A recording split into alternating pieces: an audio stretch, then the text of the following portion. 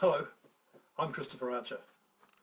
I've just been adding a piano track to the digital version of Anthems for a Generation, which is a choral and orchestral work that I've been working on for some years.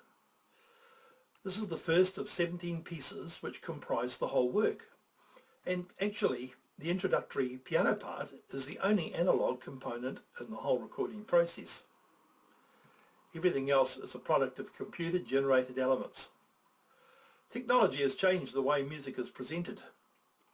Composers who wrote even 50 years ago would probably never have imagined where it was heading. Handwritten musical scores are no longer the norm. Regardless of the medium, it is still all my own work, even though every note has been inputted into a computer by individual mouse clicks. I would like now to briefly introduce the overall shape and intention of this work. The final version of the orchestral score for this composition extends to 315 pages, which amounts to more than 1.5 million notes, and each note has been edited probably half a dozen times. As well as publishing a full orchestral score, I have produced a vocal score of the vocal parts for soloists and choirs, which has a keyboard accompaniment and an integrated presentation of the entire work. That being the case, it will not surprise you to know that I started around 2001. So, allowing for longish breaks, it has been a 20-year project. In fact, the only thing that I have not yet achieved at this point of time is a live performance. This was not my first composition. I produced Living Word in 1999, but it is probably the largest and most extensive of my works. The obvious question someone might ask is, well, why did it take so long? Part of the answer is that it's not just a musical composition. It is something of an autobiographical work. The various themes which I've developed are based on verses from the Hebrew Bible called the Tanakh, or the Christian Old Testament. These verses come from either the book of Psalms or from one of the prophets. I've just said that it is an autobiographical compilation. What I mean by this is that the songs reflect different aspects of shared human experience and of our encounter with God as he is revealed in life and in the scriptures. My personal journey could equally be called every man's or every woman's experience. That was the idea behind my decision to call this work Anthems for a Generation. It was a testimonial to my generation. If I was asked to define its genre, apart from calling it a sacred oratorio, I would say that it is a legacy work, which might be relevant to all who travel this journey called life. Sorrow, grief, despair, as well as comfort, joy, hope, wonder and celebration are all encountered as the cycle of songs, choruses and arias develops. I could say that I've lived this work rather than simply written it. This takes time and much reflection. So while it is theological and philosophical, it is also personal and intimate.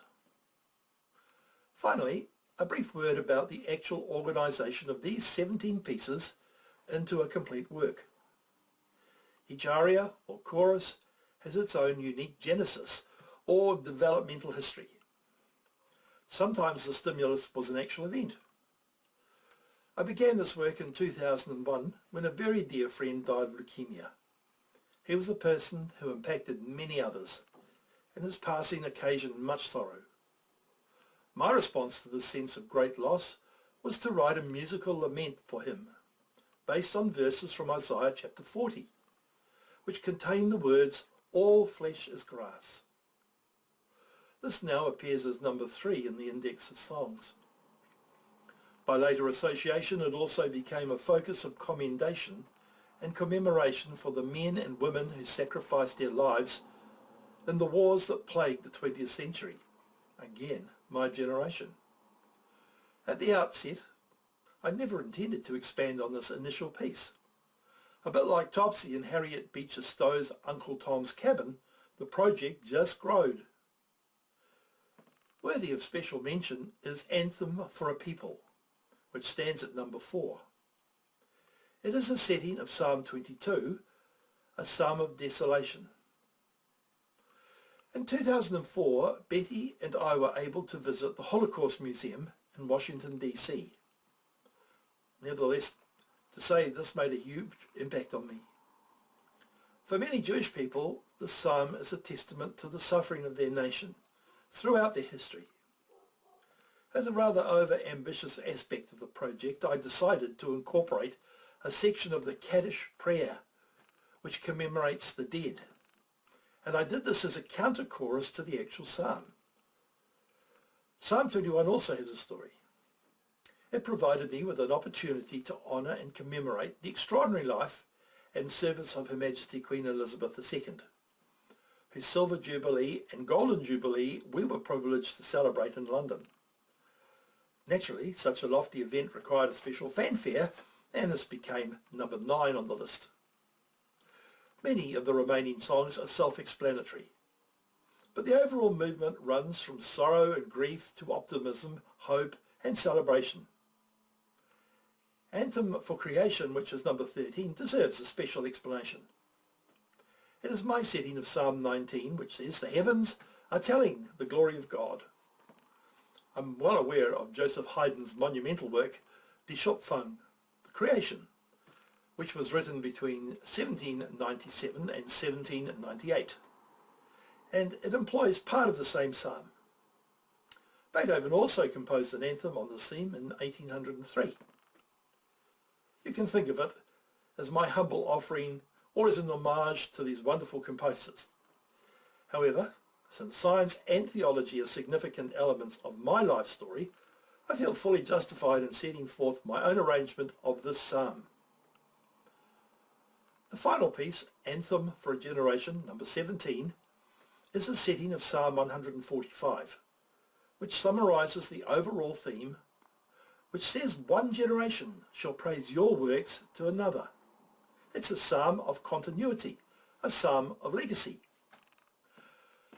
Ultimately, the success of any work depends on the way an audience receives it.